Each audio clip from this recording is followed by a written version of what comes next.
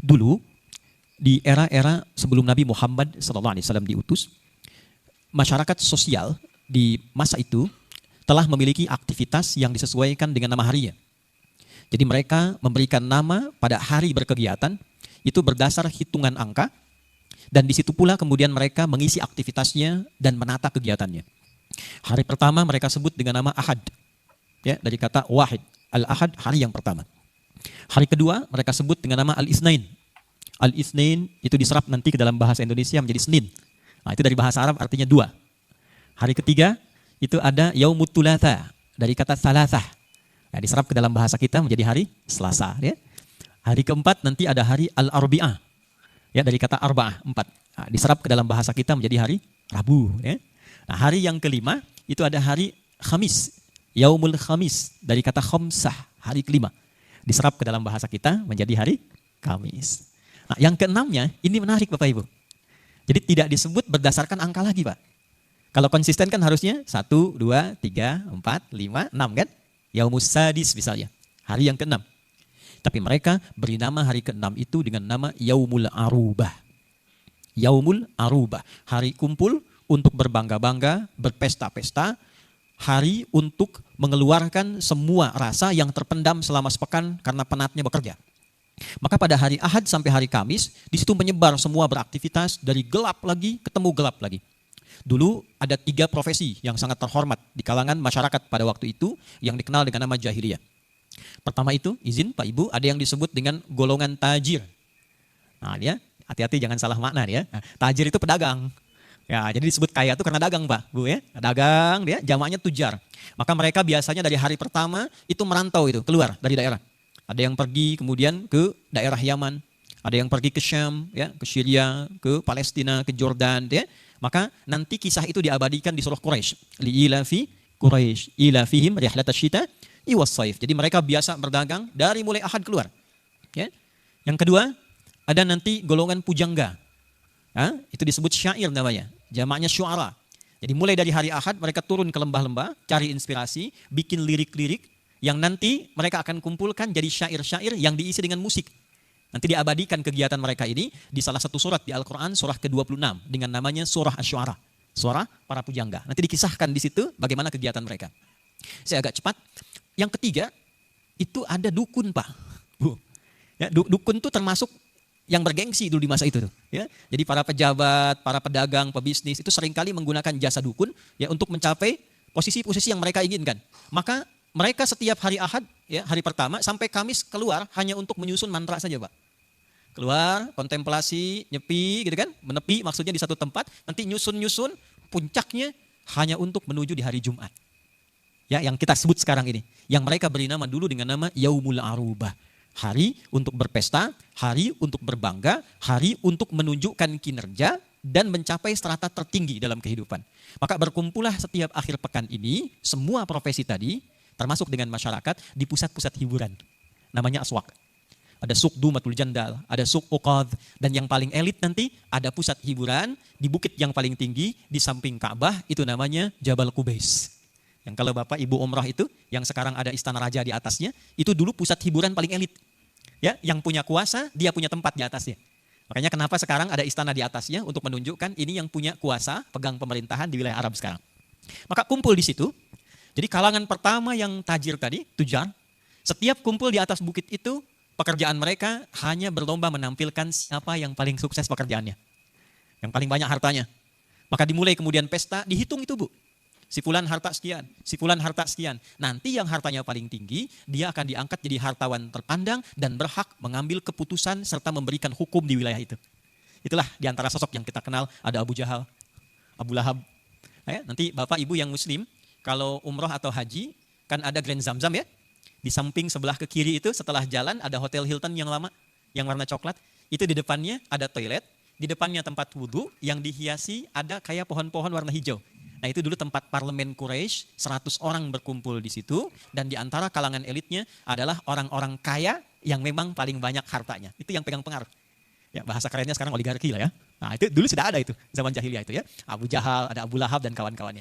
Itu pekerjaannya dalam sepekan, cuma kerja, merantau, dapat harta, lalu kumpul hanya untuk menunjuk siapa yang paling kaya. Jadi yang kaya tetap kaya, yang miskin fakir. Golongan kedua, nanti lomba siapa yang paling bagus syairnya. Yang bisa disusun paling bagus, maknanya dalam, nanti akan ditulis dengan tinta emas, lalu ditempel di dinding Ka'bah. Itulah yang kelak di masa Islam akan diganti dengan kain kiswah sekarang Bu Pak. Itu asalnya dulu syair-syair, kasidah-kasidah, lirik-lirik para pujangga yang nomor 1 sampai 7 urutannya yang terbaik, itu ditulis dengan tinta emas, ditempelkan kemudian jadi kain di dinding Ka'bah. Dulu begitu. Nah yang ketiga, yang jimatnya paling bagus, yang mantranya paling hebat, maka dia menjadi dukun acuan di lingkungan masyarakat Arab. Kemanapun para pejabat, kemanapun para pebisnis akan melangkah, maka minta fatwa dulu pada dukun ini. Kalau dia katakan bagus jalan, dia katakan gak bagus gak jalan. Itulah jahiliyah. Jadi jahiliyah itu dulu pekerjaannya, maaf, cuma berangkat, kerja, akhir pekan, kemudian dihabiskan dengan pesta pora, kumpul-kumpul, cari siapa yang paling tinggi, yang paling hebat, dan itulah kehidupan selama sepekan berlangsung. Datang Islam. Ketika Islam datang, sesaat sebelum hijrah, penanda perpindahan menjadi proses yang lebih baik. Ini izin saya tekankan ya. Jadi hijrah itu bukan masuk pada golongan tertentu. Ya, tidak harus menuntut pindah syarat tempat, tidak. Hijrah itu berpindah keadaan dari kondisi yang kurang baik menjadi lebih baik. Nah, jadi kalau Bapak Ibu di lingkungan Badilum, dimanapun jangkauannya, ingin merubah karakter menjadi lebih baik, lebih berintegritas, lebih berintelektual, lebih kuat fisiknya untuk melayani, nah itu prosesnya disebut dengan hijrah. Ya, tidak harus menuntut pindah tempat. Dulu Nabi hijrah dari Mekah ke Madinah ini, karena ketika menampilkan yang terbaik di Mekah kurang bisa diterima. Akhirnya berpindahlah ke satu tempat yang kira-kira kondusif untuk menampilkan nilai-nilai kebaikan. Nah secara singkat, saat akan berpindah dari Mekah menuju Madinah itu, maka turunlah satu ayat yang merubah hari yang ke-6 itu dengan namanya, dengan pesannya, dan seluruh makna filosofinya. Maka turunlah Quran surah ke-62 di ayat 9 sampai dengan ayat ke-11 yang isinya sampai sekarang kita praktekkan dan namanya kita cantumkan dalam kalender kita sekarang. Ya ayyuhalladzina amanu. Hei semua yang telah menyatakan diri beriman kepada Allah dan meyakini dengan keyakinannya tanpa paksaan. Ini awas ya. Ini yang indah dalam Al-Quran itu, tak boleh memaksa orang untuk bahkan bisa mengenal, bahkan bisa memeluk Islam. La ikraha fiddin, lakum dinukum waliyadin. Makanya bahasa Qurannya indah. Hei orang-orang yang dengan kesadaran tinggi tanpa terpaksa engkau yakin dengan Allah, sehingga dengan itu engkau memeluk Islam.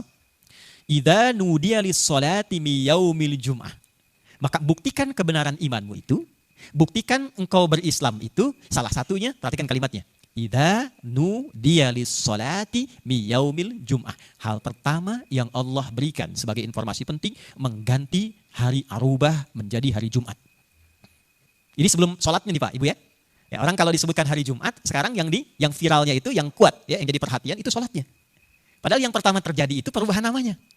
Nanti saya masuk ke esensi sholatnya itu ya. Nah, kata Allah, bagi orang Islam itu, setelah dia beriman, mesti memberikan keteladanan bagi orang-orang sekitarannya, menjadi pribadi yang lebih baik, termasuk dalam hal beraktivitas. Ketika orang-orang yang belum beriman itu di lingkungan dulu ya, kelihatannya arubah. Jadi tiap hari hanya kerja, capek, berangkat gelap, pulang gelap, tapi hasil pekerjaannya hanya untuk kemudian disalurkan dalam bentuk pesta-pesta. Akhir pekan hanya pesta, kan? Akhir pekan hanya kumpul-kumpul. Karena dulu belum ada media sosial ya Bu, Pak, jadi belum sempat bikin status itu. Ya? Jadi siapa yang paling hebat, paling tinggi, nah, tiap hari begitu saja.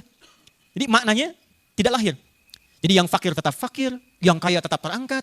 Kata Allah, orang yang sudah beriman, dia merubah karakter dirinya dengan sifat-sifat Jumat. Nah, pertanyaannya apa itu Jumat? Bapak Ibu, Jumat itu asalnya dari kata al-jama', kemudian mendapatkan sifat tambahan tak di ujungnya. Jama' itu punya 3 arti. Al-jam'u itu punya 3 arti. 1, datang berkumpul. 2, saling mengenal di antara yang kumpul. 3, saling mengisi, membantu, saling berintegrasi dalam kebaikan di antara yang berkumpul itu. Jadi seakan Allah ingin mengatakan begini, ya, orang Islam tidak dilarang kumpul, silahkan kumpul. Seperti yang lain-lain juga kumpul. Tapi kumpulnya orang Islam itu mesti memiliki nilai. Kumpulnya orang beriman mesti menjadi teladan. Jadi jika orang lain kumpul hanya untuk menampilkan siapa yang paling hebat, siapa yang paling kaya, siapa yang paling pintar, orang Islam tidak begitu. Bahkan kumpulnya pun ketika kumpul tidak diawali dengan sekedar berkumpul, tapi dia awali dengan saling mengenal di antara yang kumpul itu. Spiritnya begini Bu, Pak. Ketika ayat itu turun, Nabi langsung terapkan itu bahkan di lingkungan tempat beliau beraktivitas di masjid. Tidak pernah setelah peristiwa itu orang yang hadir ke masjid Nabi kecuali Nabi tahu siapa yang datang. Sampai posisinya Pak. Nabi itu sampai hafal Bu, siapa yang paling kanan pojok gitu. Ya, posisi tengah di masjid. Kiri pojok siapa. Dan itu ternyata Bapak Ibu dipraktekkan oleh seluruh sahabat-sahabat Nabi, masyarakat-masyarakat waktu itu yang mereka aktif di masjid. Tidak ada satupun orang datang ke masjid kecuali kenal satu dengan yang lainnya. Dan hebatnya mereka tahu apa keperluan orang-orang yang datang. Jadi nggak ada orang datang yang haus kecuali kalau pulang hilang hausnya. Tidak ada orang yang sakit kecuali kalau pulang itu dapat solusi dari penyakitnya. Setiap orang datang, bahkan tidak hanya waktu Jumat, datang ke masjid apapun keperluannya, tidak pernah kembali dari masjid kecuali tuntas persoalannya. Itulah jamaah. Itulah Jumat. Nah, jadi kalau suasana itu kita ingin tarik ke dalam kantor Badilum. Turunannya di setiap wilayah di Indonesia. Bagaimanapun keadaannya. Di kantor ini misalnya, ambil spirit Jumat. Datang. Coba tanya, selama bertugas di tempat ini, pernahkah kita mengenal dengan baik orang-orang yang berada di lingkungan kita? Atau selama ini hanya memosisikan sesuai dengan posisinya masing-masing. Yang pejabat dengan jabatannya, ya kan? Yang bertugas dengan jabatan tertentu, dengan keadaannya. Maka spirit Jumat mengajarkan kita, dimanapun kita berada, dimanapun kita berinteraksi, hal pertama yang didorong oleh Al-Quran spiritnya, kalau ingin sukses, kita mesti dituntut berkolaborasi di setiap tempat yang kita berada dan diawali dengan saling mengenal satu di antaranya. Bapak Ibu sekalian, maaf, kalau masuk masjid itu biasanya ada salat sunnah namanya apa tuh? Tahiyatul masjid kan? Tapi orang lupa sejarah tahiyatul masjid itu. Asalnya bukan salatnya Pak. Asalnya ada orang namanya Sulek dari Gotofan. Sulek ini datang ke masjid Nabi, beliau orang luar, bukan orang Madinah. Di Madinah itu sudah tahu hukum, kalau masuk masjid, ingin istirahat atau menyimak ajaran ibadah di masjid, namanya itikaf, sholat dulu 2 rakaat, baru kemudian duduk. Sulek ini tidak tahu. Begitu masuk ke masjid Nabi, Nabi sedang memberikan ceramah, seperti ini, tiba-tiba beliau langsung duduk. Tapi hebatnya, yang Nabi ingin praktekkan, perhatikan kalimat ini baik-baik, yang Nabi ingin tunjukkan, tiba-tiba keluar di lisan Nabi bahasa umum, tidak menunjuk ke orangnya, dibuat umum kalimatnya, tapi Bapak Ibu silahkan baca nanti bagaimana orang-orang pada saat itu memahaminya. Kata Nabi, "Idza dakhala ahadukumul masjida wa arada an yajlisa, fala yajlis hatta yusalli rak'atain." Jika ada di antaramu ingin masuk masjid dan menyimak sesuatu yang baik di masjid, maka hendaknya engkau sholat dulu 2 rakaat, baru kemudian duduk. Bapak Ibu, semua orang di sana sudah paham, masuk masjid, sholat dulu, baru duduk. Tapi kenapa Nabi keluarkan lagi kalimat ini? Ternyata tujuan Nabi bukan sholatnya. Tujuan Nabi itu untuk melihat, itu ada tamu kita yang datang, siapa itu? Coba kamu cek, kamu lihat itu. Ya, kamu simak itu. Ternyata yang penting Nabi tekankan itu bukan sholatnya. Nabi ingin menekankan sifat sosial dari makna masjid jamaah dan Jumat itu. Coba ini ada kawan kita baru datang, dia belum tahu hukum yang ada di sini, tapi yang penting daripada itu bukan masalah sholatnya kata Nabi. Coba kalian lihat apa keperluannya, dari mana dia datang, kenali siapa dia, dan selesaikan urusan hajatnya sebelum dia meninggalkan tempat ini. Maka tidak ada yang datang ke masjid Nabi kecuali tuntas dan selesai semua urusan kehidupannya. Spirit kedua, bisakah kita ambil itu dengan makna Jumat? Walaupun tidak harus Jumat ya Bu, Pak. Percikannya kan kita bisa terapkan di hari-hari lain. Setiap orang datang ke Badilum, ke gedung ini, dengan segala keperluannya. Berapa yang sudah kita praktekkan dari makna Jumat ini dalam kehidupan kita? Yang datang punya urusan, selesai. Yang datang punya keperluan, selesai. Yang datang ingin konsultasi, selesai. Dan tadi dibuka oleh Pak Dirjen, Masya Allah. Sekarang teknologinya sudah berkembang, ya. Teknologinya sudah bagus. Yang punya urusan di timur, tinggal disambungkan ke sini dengan teknologinya. Menghadap via Zoom, menghadap via online, selesai. Itulah Jumat. Itulah Jumat. Jadi bagi orang Islam, bagi orang yang beriman, itu seluruh ajaran dalam agamanya, Bapak Ibu sekalian, bukan hanya sekedar bacaan, bukan hanya sekedar gerakan, tapi semua bahkan nama yang melekat di dalamnya, itu ada maknanya. Yang kalau kita praktekkan dalam keseharian, apapun itu, pasti pada akhirnya ada kesuksesan dan kebahagiaan yang kita raih di setiap lini kehidupan yang kita praktekkan. Nah ini yang saya ingin berikan pengantarnya dulu dalam spirit Jumat. Kenapa sepekan sekali kita dikumpulkan ke masjid untuk yang laki-laki? Untuk para ibu berkumpul di tempat masing-masing di waktu asar menjelang maghrib, ini kebiasaan Sayyidah Aisyah, untuk mengevaluasi perjalanan hidup dalam sepekan itu. Jangan-jangan selama ini hanya kerja, berangkat gelap, pulang gelap, tapi tidak ada makna tinggi yang dihasilkan di balik itu. Kita hanya hitung-hitung, menghitung potensi jabatan, menghitung potensi berapa yang dikumpulkan, menghitung potensi apa yang bisa kita raih, ya, tanpa kita nikmati apa yang telah kita dapati. Maka setiap pekan dikumpulkanlah di Jumat itu untuk mengembalikan visi dan misi kehidupan kita supaya berjalan dengan lebih baik dan istimewa. Nah itulah Jumat. Maka berbahagialah hari ini kita ada di waktu Jumat dan bersamaan waktunya dengan Ramadan. Saya bacakan hadis relasi antara Jumat dengan Ramadan. Dan nanti kita akhiri dengan doa untuk menjawab harapan kita di muqaddimah tadi. Kenapa saya katakan kumpul orang baik di hari yang baik, di bulan yang baik, di tempat yang baik, dan berpotensi mengabulkan doa-doa yang terbaik, maka nanti akan terjawab di akhir uraian yang insya Allah kita akan bahas bersama. Bapak Ibu sekalian, Nabi pernah menyampaikan sesuai dengan tema kita nanti, as-salawatu ila salawat, wal jumu'atu ila jum'ah, wa Ramadan ila Ramadan, kafaratun lima bainahunna. Salat satu ke salat yang lain. Periode Jumat ke Jumat yang lain. Ramadan bertemu dengan Ramadan lagi. Itu adalah momentum, perhatikan kalimatnya, momentum bagi setiap muslim, insan beriman untuk menata hidupnya agar menjadi pribadi yang semakin baik. Sehingga menggugurkan sifat-sifat kurang serta potensi salah dan dosa yang mungkin pernah dikerjakan. Ini agak menarik Bapak Ibu, kalau boleh sedikit saya berdiri untuk menguatkan pesan dan maknanya, izin Pak Dirjen. Jadi ada petunjuk dalam hadis, ternyata sholat itu agendanya dari satu sholat ke sholat lain. Di antara hikmah terbesarnya itu ada yang sangat indah Bapak Ibu sekalian, yaitu membuat kita pelaku sholat khususnya itu semakin tertata lebih baik, semakin menjadi pribadi yang lebih mulia dibandingkan dengan sebelumnya. Jadi kalau begini misalnya, maaf ya, tadi barusan sholat duhur kan, kemudian ke asar ya. Nah, orang Islam itu idealnya kalau sudah masuk asar dan dia sholat itu mengantarkan dia menjadi lebih baik dari saat duhur. Dari segala aspek. Jadi kalau ada orang sholat duhur misalnya, kemudian asar, nah di asar itu keadaan dia lebih baik dibandingkan dengan duhur. Di semua aspeknya. Kalau aspek fisikal misalnya, tuturnya lebih baik. Kalau memandangnya lebih baik. Kalau bekerjanya lebih baik. Ya.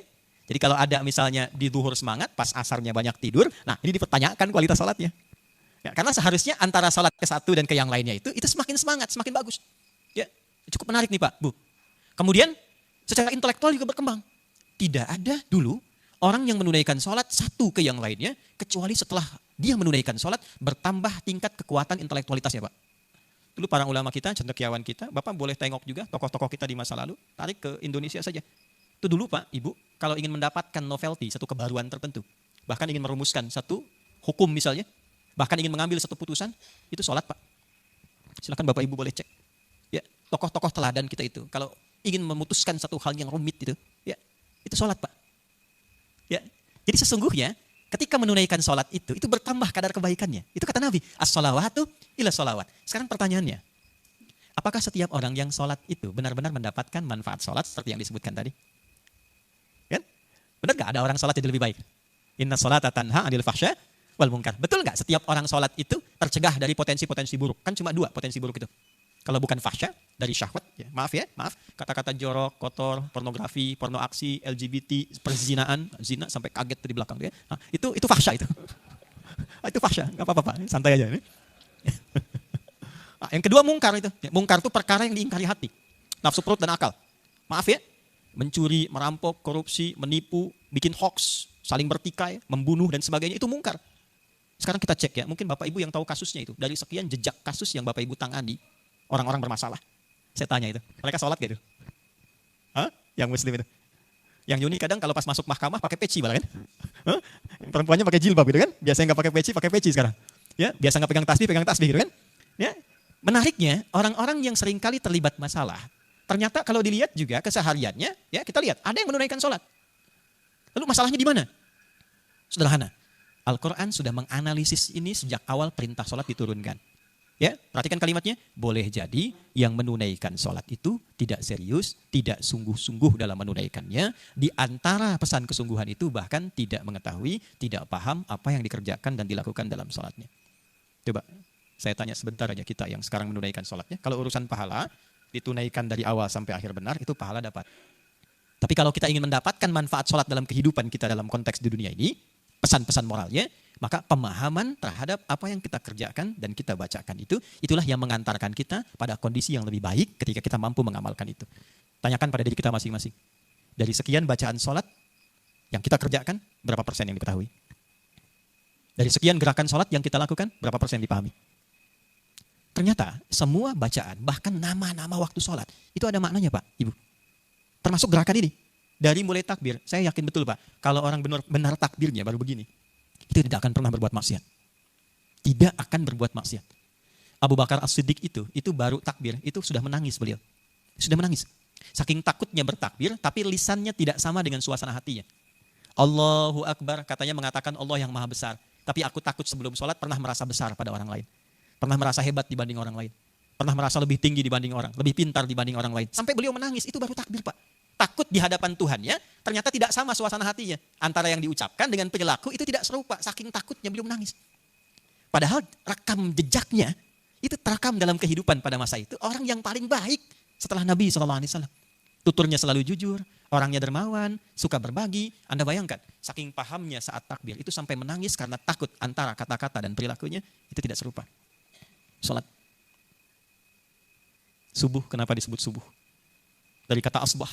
Sesuatu yang terencana dengan baik dan terukur. Jadi kita baru bangun itu, kenapa diminta sholat subuh? Salah satu pesannya, orang Islam itu kalau bangun dari tidurnya, silahkan susun agenda yang terencana, yang terukur, aktivitas yang rapi, sehingga dia mengerti kegiatan-kegiatan apa yang akan dia kerjakan di hari itu. Itulah yang kita bawa dalam sholat, maka saat sujud kita minta, ya Allah, mudahkan agenda saya, lancarkan kegiatan saya, berikan saya perlindungan dalam kegiatan yang akan saya kerjakan. Itu subuh Pak. Makanya bahasa Qur'annya, inna Qur'an al-fajri kana masyhuda. Kalau engkau datang sholat subuh, bawa agenda kehidupanmu itu. Minta kemudahan di awal waktu sebelum kau lakukan. Itulah sholat. Dari sekian kita menunaikan sholat, berapa yang kita praktekkan?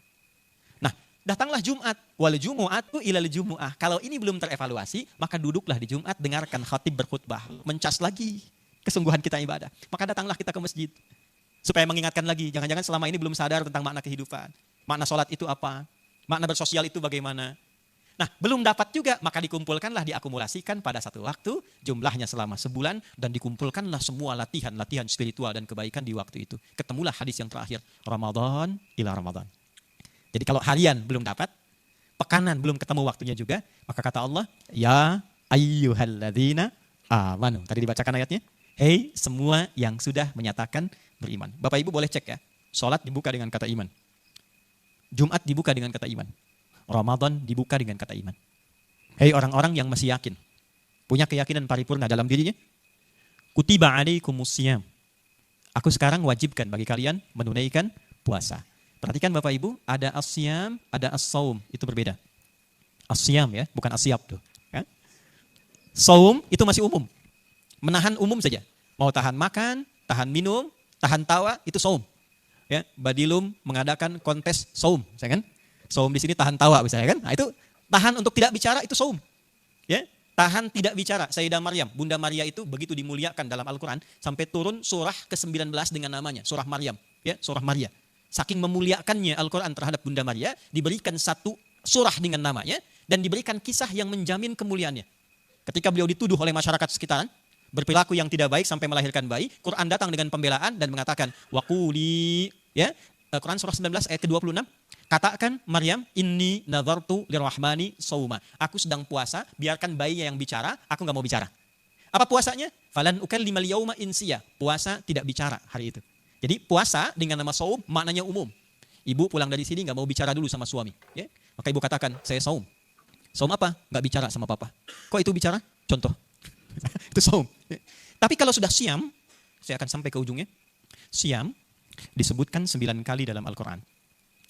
Bukan hanya bermakna menahan, bukan hanya bermakna menahan lapar, haus, syahwat dari mulai terbit fajar sampai dengan datangnya maghrib, tapi makna siam, perhatikan kalimatnya baik-baik, adalah upaya untuk menaati Tuhan dalam rangka mendekat kembali kepadanya dengan mengerjakan semua ketentuan yang telah Allah tetapkan. Itulah siam. Jadi ketika Allah mengatakan kutiba alaikumusiyam, diartikan puasa, maknanya bukan sekedar kita dituntut tahan lapar, tahan haus dari terbit fajar sampai terbenam matahari. Tidak, Pak. Tapi di situ ada akumulasi ketaatan. Itulah sebabnya kenapa di bulan Ramadan ini semua potensi ketaatan kita meningkat walaupun tanpa diminta. Karena hubungannya langsung dengan Allah. Ya, Bapak Ibu ini silahkan masuk kamar kan tidak ada yang tahu kalau buka kan? Ya, tidak ada yang melarang kan? Karena hubungannya dengan Tuhan. Ya, saya mau wudhu dulu Pak, perbaiki wudhu ke belakang, kumur-kumur pakai sirup misalnya kan? Gak bisa saja terjadi kan? Ya, tapi dia menahan itu bukan karena ada Pak Dirjen ada kan? Ya, bukan karena ada CCTV. Hubungannya terkoneksi langsung dengan Tuhan. Nah, pertanyaan besarnya, apa sebetulnya yang ingin dilatih dari ibadah saum ini? Sehingga orang puasa kerjakan karena Allah. Dia bisa buka tapi dia tahan. Siapa yang minta Bapak Ibu tarawih? Padahal hukumnya sunnah kan? Tapi hebatnya bisa meningkat Pak. ya bisa meningkat saat Ramadan. Jangankan yang fardu, yang sunnah meningkat. Bapak Ibu keluar di lingkungan Badilum, masuk ke masjid-masjid musola, itu maghrib, kalangan ibu sudah kapling sejadah pertama. Tujuannya bukan untuk isya, untuk tarawih Bu. Tarawih loh. Padahal hukumnya sunnah. Siapa yang bisa meningkatkan nilai ketaatan seperti itu? Dan hebatnya, saat yang bersamaan, itu maksiat bisa berkurang. Saya pernah dengar kisah ini Pak Dirjen, ada seorang pemarah. Suami pemarah Bu, mana aja marah itu. Dia puasa, sifat marahnya hilang. Jam 6 buka, jam 6 kurang seperempat diprovokasi oleh tetangga. Lewat, provokasi. Dia diam. Istrinya kaget. Papa tumben gak marah katanya. Suaminya bilang, ntar habis maghrib. Ntar habis maghrib. Tapi habis maghrib selesai hilang. Ya, minimal takut batal kan, takut hilang pahala puasanya. Poin besarnya apa? Ketika Ramadan ini tiba, akumulasi kesolehan kita yang tadinya harian, belum terevaluasi, dikumpulkan pekan belum terevaluasi, dilatih pada momentum ini selama sebulan penuh, tujuannya hanya satu, melahirkan sikap ihsan. Saya ulangi, melahirkan sikap ihsan. Dan inilah puncak tertinggi level seorang hamba dalam berkehidupan. Jadi kalau Bapak Ibu buka hadis Muslim, nomor hadis ke-8, itu ada urutan. Islam, orangnya Muslim. Iman, orangnya mukmin. Yang ketiga, ihsan, orangnya muhsin. Tidak semua orang Islam itu punya level iman yang baik. Tidak semua orang iman itu punya level ihsan yang baik. Saya tutup, sekaligus nanti kita berdoa. Apa itu ihsan? Perhatikan kalimatnya. Dan nanti kita coba terapkan ini dalam lingkup kehidupan di mahkamah kita. Anta budallaha ka'annaka tara. Fa illam takun tarahu fa innahu yara. Engkau menjadikan semua kinerjamu itu sebagai ibadah pengabdian terhadap Tuhanmu. Sekalipun engkau belum mampu melihatnya. Tapi engkau meyakini dalam menunaikan tugasmu itu, Allah selalu mengawasimu. Puncak tertingginya Bu, Pak, puasa itu melatih supaya kita merasa punya Allah. Ini yang sekarang jarang dimiliki orang Islam saat ini. Puasa melatih kita untuk merasakan kita punya Allah. Jadi kalau sudah merasa punya Allah, Pak, Ibu, masalah sebesar apapun, karena kita merasa punya Tuhan, akan jadi kecil. Puncak orang kalau sedang punya masalah itu kan berdoa kan? Berdoa itu kan mengoneksikan diri kita dengan Allah kan, dengan Tuhan. Nah kalau kita sudah merasa punya Tuhan, selalu terkoneksi dengan Allah, itu semua persoalan apapun yang besar jadi kecil. Kasus seberat apapun jadi ringan. Nah puasa itu melatih kita, supaya kita bertuhan, merasa punya Tuhan. Dan puncak tertinggi seseorang disifati punya Tuhan itu, ketika dia beraktivitas dimanapun, dia merasa diawasi oleh Tuhan. Jadi kalau sudah ini kita bawa dalam kehidupan, kita nggak akan berpengaruh CCTV diletakkan dimanapun. Bapak kerja di depan meja kantor, persis di depan mejanya ada CCTV, tidak akan berpengaruh selama Bapak merasa punya Tuhan. Selama Ibu merasa punya Allah. Kenapa? Karena sadar Tuhan mengawasi saya, dan itu puncak pengawasan tertinggi.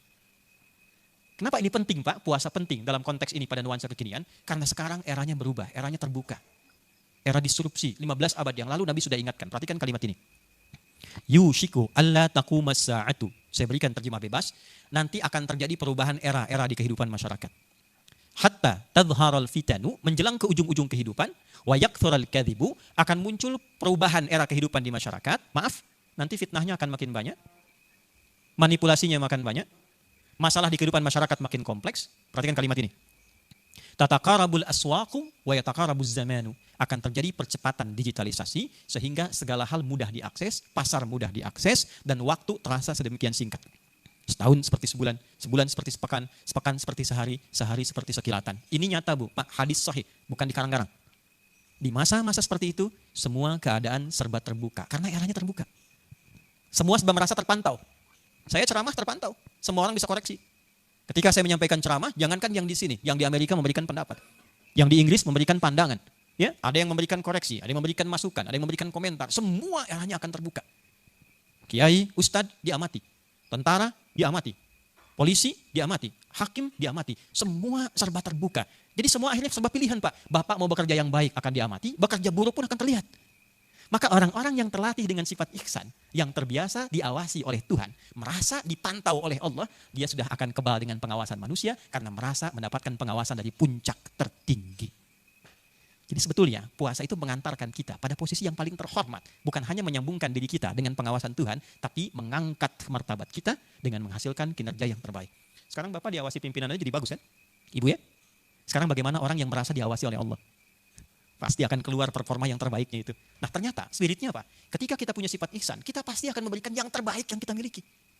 Bapak Ibu, saya, kita, kalau lulus puasa ini, Anda ditempatkan dimanapun, Anda akan memberikan yang terbaik yang Anda miliki. Anda ditugaskan di pengadilan negeri A, Anda berikan yang terbaik yang Anda punya. Karena punya sifat ihsan. Anda diangkat jadi hakim tinggi, Anda berikan yang terbaik yang Anda punya. Kemampuan intelektualnya, kemampuan spiritualnya, kemampuan fisikalnya. Karena kita merasa punya sifat ihsan. Pertanyaannya, sampai hari ke-14 ini, dari sekian banyak ritual puasa yang telah kita lalui, siangnya, malamnya, berapa dari episode perjalanan sampai hari ke-14 ini yang menghadirkan suasana kebatinan kita bahwa kita sudah terkoneksi dengan Allah dan sudah merasa punya Tuhan dan diawasi setiap tindakan dan perilaku kita. Itulah integritas tertinggi yang dimiliki seorang hamba yang diberi nama dengan integritas Rabbani. An ta'budallaha ka'annaka tarah fa illam takun tarahu fa innahu yarak. Jadi ihsan itu bukan hanya diartikan spiritual, Pak, Ibu. Ya, tapi juga dia memiliki karakter kinerja. Bapak Ibu boleh cek ya, kesuksesan terbesar. Banyak fase dialami dulu di masa-masa hidup Nabi, itu rata-rata bulan Ramadan. Yuk di masa kita, kemerdekaan proklamasi berlangsung pada bulan apa? Ramadan. Ya, saya tidak ingin cocok logi ya. Wah ini mentang-mentang Ramadan dicocokkan itu. Bukan itu poinnya. Yang ingin saya katakan, dulu itu kan pada puasa, Pak. Coba lihat di Rengas Dengklok itu. Ya, catatan orang-orang yang mendokumentasikan, sahurnya pakai apa. Itu masih sahur seadanya, Pak. Dan dalam konteks menunggu sahur itu, masih bisa bikin naskah proklamasi. Itu. Masih bisa merumuskan sesuatu untuk kemaslahatan negeri. Itu yang mau saya katakan. Jadi spirit puasa itu bukan menjadikan kita ya semakin pengen waktunya sebentar, semakin banyak mengamalkan amalan tidur, ya masuk kantor cari musola gitu kan. Hadis palsu yang diamalkan kan, ya siyamus shaimi ibadatun, ya puasa tidurnya orang puasa adalah ibadah. Hadis palsu itu. Ya, walaupun tidak salah, tapi puasa meningkatkan kinerja. Maka dari itu silaturahmi kita hari ini bukan hanya sekedar formalitas kita datang, duduk, saya ceramah, Bapak Ibu mendengar, kemudian setelah itu santunan, kita buka dan pulang. Bukan itu yang diinginkan. Tapi Allah memberikan kesempatan pada kita dan kita yang terpilih saat ini untuk menyimak dan mendengar bersama. Semoga apa yang kita harapkan di awal hari ini hari baik, di tempat yang baik, dalam suasana yang baik, memberikan harapan-harapan kebaikan sehingga setelah pertemuan ini kita kembali ke tempat masing-masing, yang pulang ke rumah jadi ayah-ayah yang ihsan. Walaupun namanya boleh jadi misalnya Asep, boleh jadi namanya Adi, boleh jadi namanya Fulan, tapi dia menjadi pribadi yang ihsan. Jadi suami yang baik. Ibu pulang ke rumah jadi istri yang ihsan. Pulang sebagai anak, anak yang ihsan. Mengabdi pada ayah ibunya dengan merasa diawasi oleh Tuhan. Merawat anaknya dengan merasa sebagai titipan yang diawasi oleh Tuhan. Ketika Anda masuk ke tempat kerja, Anda berhadapan dengan tempat kerja Anda merasakan saya akan dihisap. Saya sekarang menghisap orang, besok saya akan disidang di hari kiamat. Maka itulah rasa yang kita tampilkan dalam diri, merasa punya Tuhan, keluarlah etos kerja terbaik, yang dengan itulah kemudian ridha Allah diturunkan. Itulah yang menjadikan, saya tutup dengan hadis, man shoma ramadhana imanan wahtisaba ghufira lahu ma taqaddama min dzambi. Siapa yang menunaikan puasa Ramadan dengan benar, dilakukan dengan dasar imannya, ihtisaba, dia tulus untuk mengevaluasi dirinya, ghufira lahu ma taqaddama min dzambi. Allah akan berkenan menggugurkan seluruh dosa-dosa yang pernah ia lakukan selama hidupnya. Dan tanda orang gugur dari dosa itu terjadi transformasi kebaikan pada dirinya. Sifat kurang baiknya hilang, yang baiknya muncul, yang salah tenggelam, yang soleh itu muncul ke permukaan, yang dengan itulah mengantarkan ia menjadi pribadi yang lebih baik dari hari-hari sebelumnya. Nah, saya kira inti materi kita itu yang bisa disampaikan Bapak Ibu sekalian mengisi waktu kita saat ini. Tapi saya ingin tegaskan ini ya, satu, gugur semua dosa kecuali utang ya. Ya, utang tetap harus dibayar itu ya. Karena ini ulama hadis kasih catatan, jangan sampai salah menyimpulkan ya. Dosa aja udah hilang apalagi utang kan? Tidak ya, utang tetap harus dibayar. Saya kira itu yang bisa saya berikan dalam penekanan di kesempatan sore hari ini. Kalau waktunya barangkali sudah dekat ke waktu-waktu agenda berikutnya, kita akan akhiri dengan doa. Mudah-mudahan dengan doa ini Allah mengabulkan keinginan-keinginan terdalam yang kita miliki. Nah, sebelum berdoa, saya ingin menyambung. Karena biasa kalau saya ketemu Pak Badilum nih sahabat kami, saya selalu tanya Pak, berapa musola yang sudah ada? Berapa kemudian teman-teman yang halakoh yang kumpul ya? Nah, saya selalu tanyakan untuk Ramadan ini, insya Allah nanti izin Pak Dirjen, Bapak Ibu, kami akan berikan support ke masjid-masjid dan musola di seluruh lingkungan Pengadilan Indonesia. Nanti kita berikan paket untuk mengenal Quran. Di situ ada cara menghafal, cara membaca dan sebagainya. Satu paketnya 3 buku, kita berikan gratis nanti. Berapa jumlah semua masjid dan musola yang ada pengadilan di seluruh Indonesia, nanti kita kirimkan sesuai dengan kebutuhannya insya Allah. Ya, nanti kita drop. Kemarin saya baru kirim di Masjid Panglima TNI ada 1000 paket, 3000 buku. Nah, nanti misalnya kalau se-Indonesia ada 100 masjid, nah kita misalnya kirimkan setiap masjid 100, kan? Nanti kita distribusikan sehingga yang muslimnya khususnya bisa belajar lebih baik, bisa memahami Quran, dan nanti mungkin satu waktu akan kita buka kelas. Ya, ayat-ayat khusus terkait dengan mahkamah, ya, hadis-hadisnya. Beberapa yang lain sudah ada kelasnya, Pak.